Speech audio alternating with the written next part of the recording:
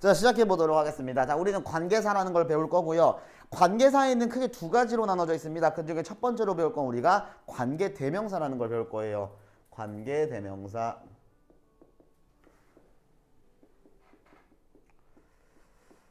자, 관계대명사는 먼저 문장이 만들어지는 원리를 좀 보여줄 거고요. 그 다음에 뭐가 중요한지 좀 알아보도록 하겠습니다. 그러면은 먼저 두 가지의 문장을 써도록 할게요. 수연이가 돼요.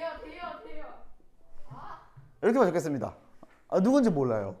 왜 그렇게 말이 많아? 시민, 사람, 시민. 그러니까 야, 근데 쌤이 저작하면 네가 얼마나 하는 거야? 오케이. 시민이. 시민이. 자, 그래서 여러분 여기서 보면은 자, 이 두 개의 문장 중에 겹치는 게 지금 하나 보이죠? 겹치는 게 뭡니까? 저요. 너랑 쉬가 너랑 쉬가 겹치고 있지? 그러니까 굳이 두 문장을 말하는데 왜 굳이 얘를 그렇게 두 번이나 쓰냐? 한 번으로 갈아 넣자. 이렇게 얘기를 해서 만들어지게 바로 관계대명사가 끼어든 문장입니다. 그럼 관계대명사 만드는 방법을 좀 보도록 할게요. I 그냥 그대로 써주면 됩니다. 수연. 그리고 자, 두 번째 문장에서 겹치는 she는 굳이 쓸 필요가 없겠지. 그러려고 이거 하는 거니까 대신에 우린 여기다 관계사를 넣을 겁니다. who. 요렇게. 그러면 색깔 바꿔서 넣을까? 우린 여기에 관계사를 이렇게 who를 레온이 보고 있지? 네. who를 넣는 대신에 빼고 뒤에 거 나머지 다 쓰면 되는 거예요. she 빼고 loves 이렇게 시민 이렇게 됐죠? 이게 관계대명사가 만들어지는 패턴이에요. 이거 어려운 거 없지?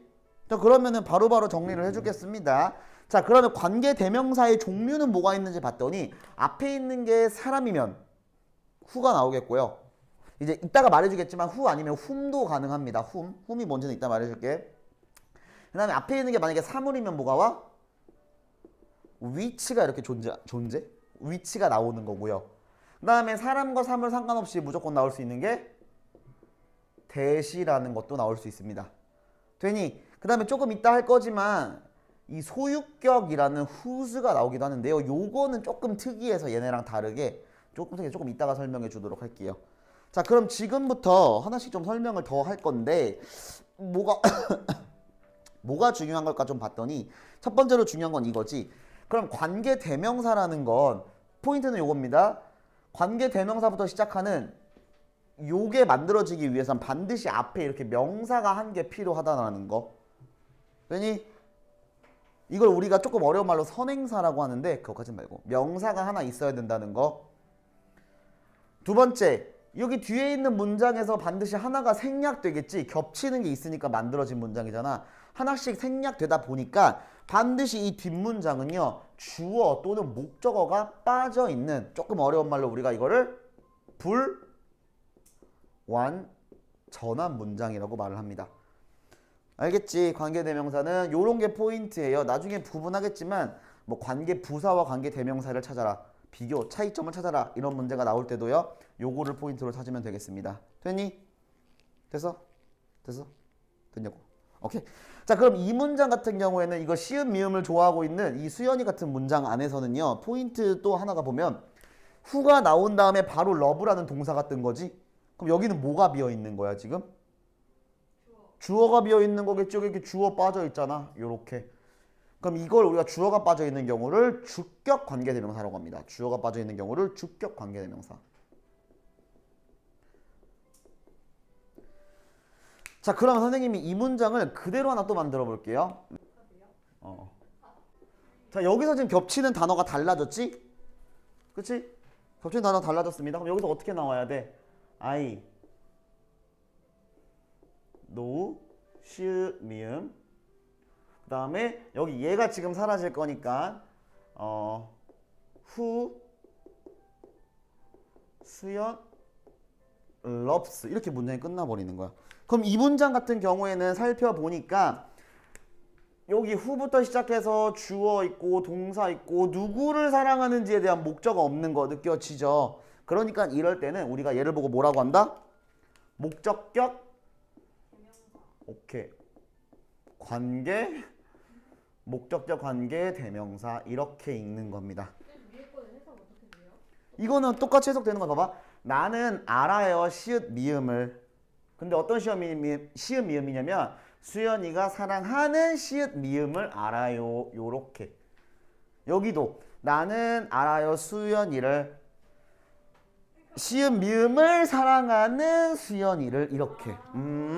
그러다 보니까 얘들아 결론적으로는 이런 것도 있겠지. 야 이거 설명 안 했다. 자 이렇게 목적격 관계대명사 목적어가 빠져 있는 경우에 사람을 가리킨다. 이때는 후도 가능하지만 훔도 이렇게 가능합니다. 목적격 관계대명사에서만. 그냥 아무거나 쓰면 돼요? 아니 아무거나가 아니지. 사람인데 목적격 관계대명사면 훔이 가능하다는 거야. 그러니까 거기서 아무거나. 둘 중에 아무거나 쓰면 되는 거지 여기서. 근데 주격일 때는 무조건 훔만 가능한 거고. 근데 왜 둘 다 해주셨어요? 그러니까 상황에 따라서 후도 되고 훔도 된다라는 건데 훔이 되는 경우는 이렇게 목적어 빠져서 사실 여기는 아예 훔이 안 되는 경우기는 하지. 됐니? 오케이. 그럼 목적격 관계대명사, 주격 관계대명사, 관계대명사 어떻게 만들어지는 거인가까지 좀 봤어요. 뭐 틀린 거 없겠지? 오케이. 그러면 지금부터 소유격을 보여줄게요. 아니요, 조금 다른 케이스인데요. 일단 만들어지는 상황을 먼저 좀 보여줄게. 뭐라 그러지? 만들어지는 모양을 좀 보여줄게요. 당연한 얘기겠지만 선행사가 이렇게 나온 상태에서 관계대명사가 이렇게 들어갑니다. 관이라고 이렇게 쓸게요. 관계대명사가 들어가고 뒤에 주어나 목적어가 나오기 전에 뒤에 또 다른 문장이 나오기 전에 명사가 하나 또 이렇게 들어간 상태로 명사 to 얘가 들어간 상태로 주어가 빠져있는 문장이 블라블라블라 진행되던가 아니면 목적어가 빠져있는 문장이 블라블라블라 이렇게 진행이 됩니다. 그러면은 예문을 좀 봅시다. 쌤, 저 남친한테 보여줄까요? 아니요? 자 지금부터 이 문장 우리가 바꿔볼 겁니다. 자 이 문장 바꿀 건데 어떻게 바뀌냐면 이렇게 이때 이제 소유격이 여기 이렇게 쓰이는 거지. 정우랑 히스랑 겹치는 건데 이때 히스가 소유격이야. 그럼 이렇게 바뀌는 겁니다. 여기 야 화면 나오냐? 주민아 여기 화면 나와? 손 나와? 네. 오케이. I know 정우. 됐지? 지금 여기 나온 정우가 바로 이 명사야. 얘야 얘. 알았지? 정우. 그 다음에 whose가 나오죠? whose라는 관계대명사가 이렇게 나옵니다. whose. 자, 그 다음에 명사 to가 이렇게 나와요. 그럼 여기 명사 to 뭐겠어? 그렇지. girlfriend가 나와야지. 이렇게 위에 문장에서는. girlfriend is 이렇게 나오겠지? 자, 그러면 여기서 중요한 건 뭐냐면은 자, 격이 whose가 나오는 순간 우리는 얘가 아까 전에 관계대명사에서 가장 중요한 불완전한 문장이 더 이상 아니게 돼요. 왜냐면은 부족했던 주어 또는 목적어를 얘가 채워주거든, 명사가. 근데 이거는 뭐 그렇게 막 나중에 좀 더 자세하게 보고요. 그리고 얘 같은 경우는 해석하는 방법이 중요합니다. 해석하는 방법. 해석하는 방법은요. 요거 옆에다 적을게. 그 명사 1의 명사 이가 동사한다 이렇게 해석해도 되고요. 아니면 이 명사 이를 주어가 동사한다 이렇게 해석해도 되는 거지. 왜 이해가 안 돼요? 뭐가 안 가는 거야? 뭐가 안 가? 뭐가 안 가? 너 좋은 예시 나오면 한 번에 이해된다 그러고. 됐죠 여러분? 그러면 얘 정확하게 얘 한번 해봐서 얘 껴서 한번 해석해 봅시다. 나는 정우를 알아요. 그런데 그 정우의 여자친구는 예원 이렇게 바뀐다는 거야.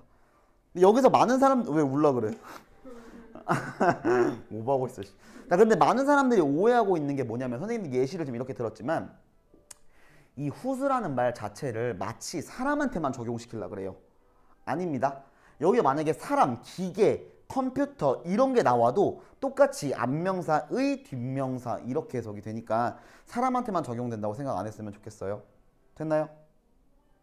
됐죠? 됐죠? 됐죠?